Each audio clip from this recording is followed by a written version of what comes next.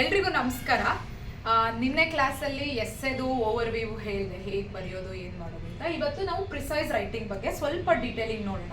ನಾನು ಇಲ್ಲಿ precise ರೈಟಿಂಗ್ನ example ತಗೊಂಡು ಎಕ್ಸ್ಪ್ಲೈನ್ ಮಾಡ್ತಿಲ್ಲ, ಜಸ್ಟ್ ಓವರ್ ವ್ಯೂ ಕೊಡ್ತೀನಿ ನಿಮ್ಗೊಂದು ಐಡಿಯಾ. ಅಂದರೆ ಯಾರು ಹೊಸದಾಗಿ ಶುರು ಮಾಡ್ತಿದ್ದೀರಾ, ಆಲ್ರೆಡಿ ನನಗೆ ನಮ್ಮ ಕೆಲವು ಸ್ಟೂಡೆಂಟ್ಸಿಂದ ನನಗೆ ಡೌಟ್ಸ್ಗಳದ್ದು ಮೆಸೇಜಸ್ ಬಂದಿತ್ತು, ಮ್ಯಾಮ್ ಎಸ್ಸೆ ಹೇಗೆ ಶುರು ಮಾಡೋದು, ಪೇಪರ್ 1 ಹೇಗೆ ಸ್ಟಾರ್ಟ್ ಮಾಡೋದು ಅಂತ ಹೇಳಿ. ಎಸ್ಸೆದು ನಿನ್ನೆ ಅವ್ರಿಗೆ ಡೀಟೇಲಿಂಗ್ ಕೊಟ್ಟಿದ್ದೆ. ಪ್ರಿಸೈಸ್ ರೈಟಿಂಗ್ ಇವಾಗ ಹೇಳ್ತೀನಿ ಹೌ ಟು ಸ್ಟಾರ್ಟ್ ಅಂತ. ಅಂದರೆ ನಿಮ್ಗೆ ಇವಾಗ ಏನೂ ಐಡಿಯಾನೇ ಇಲ್ಲದೆ ಇರೋರಿಗೆ, ಫಸ್ಟ್ ಅಟೆಂಪ್ಟ್ ಅವರಿಗೆ ಎಸ್ಪೆಷಲಿ ಹೇಗೆ ಸ್ಟಾರ್ಟ್ ಮಾಡೋದು ಅಂತ ಒಂದು ಐಡಿಯಾ.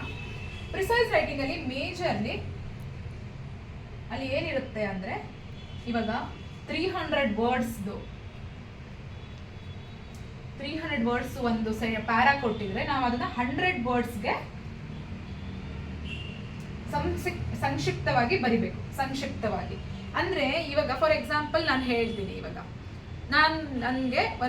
ನಾನು ಮೆಜೆಸ್ಟಿಕ್ಗೆ ಹೋಗಬೇಕಾಗಿರುತ್ತೆ.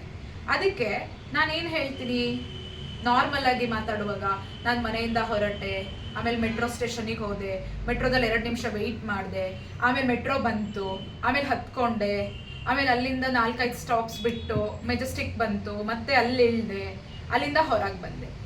ಇದು ಡೀಟೇಲಿಂಗ್ ಇರುತ್ತೆ. ಬಟ್ ನಮ್ಗಿವಾಗ ಏನು, ನಾನು ಆ್ಯಕ್ಚುಲಿ ಆಗಿರೋ ವರ್ಕ್ ಏನು, ನಾನು ವಿಜಯನಗರದಿಂದ ಮೆಜೆಸ್ಟಿಕ್ಗೆ ಹೋದೆ, ಅದು ಪ್ರಿಸೈಸ್. ಜಸ್ಟ್ 3 ವರ್ಡಲ್ಲಿ, ಈಗ ನಾನು ಹೇಳಿದ 10 ವರ್ಡ್ಸ್ನ 3 ವರ್ಡ್ ಆಗಿ ಕಂಪ್ಲೀಟ್ ಮಾಡೋದು. ಅರ್ಥ ಆಯ್ತಲ್ವಾ? ಹೀಗೆ ಒಂದೇನಾದರೂ ನಿಮಗೆ ಯಾವುದಾದ್ರೂ ಕ್ಲೈಮೆಟಾಲಜಿ ಬಗ್ಗೆ ಕೊಡಬಹುದು, ಅಥವಾ ವಿವಿಧತೆಯಲ್ಲಿ ಏಕತೆ ಬಗ್ಗೆ ಕೊಡ್ಬೋದು, ಇಲ್ಲ ಅಂತಂದರೆ ಕರ್ನಾಟಕದಲ್ಲಿ ಐತಿಹಾಸಿಕ ಸ್ಥಳಗಳ ಬಗ್ಗೆ ಕೊಡ್ಬೋದು. ಯಾವುದ್ರ ಬಗ್ಗೆ ಏನಾದರೂ ಕೊಟ್ಟರು ನಿಮಗೆ ಒಂದ್ಸಲ ಆ ಸೆಂಟೆನ್ಸ್ ಆ ಒಂದು ಪ್ಯಾರಾಗ್ರಾಫ್ನ ಓದಿದಾಗ ಅನಿಸುತ್ತೆ, ಓಕೆ ಇದು ಸ್ವಲ್ಪ ಜಾಸ್ತಿ ಕೊಟ್ಟಿದ್ದಾರಲ್ವಾ.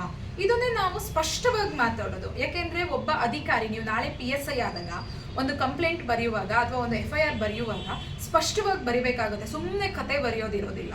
ಅದಕ್ಕೋಸ್ಕರ ಈ ಪ್ರಿಸೈಸ್ ರೈಟಿಂಗು ನಿಮಗೆ ತುಂಬ ಇಂಪಾರ್ಟೆಂಟು. ಬೇಸಿಕ್ ನಿಮ್ಗೆ ಅರ್ಥ ಆಯ್ತು ಅನ್ಸುತ್ತೆ ನಾನು ಹೇಗೆ ಪ್ರಿಸೈಸ್ ರೈಟಿಂಗ್ನ ಸ್ಟಾರ್ಟ್ ಮಾಡೋದು, ಅಂದರೆ ತುಂಬ ಸಂಕ್ಷಿಪ್ತವಾಗಿ ಬರೆಯೋದು ಅಂದ್ಬಿಟ್ಟು.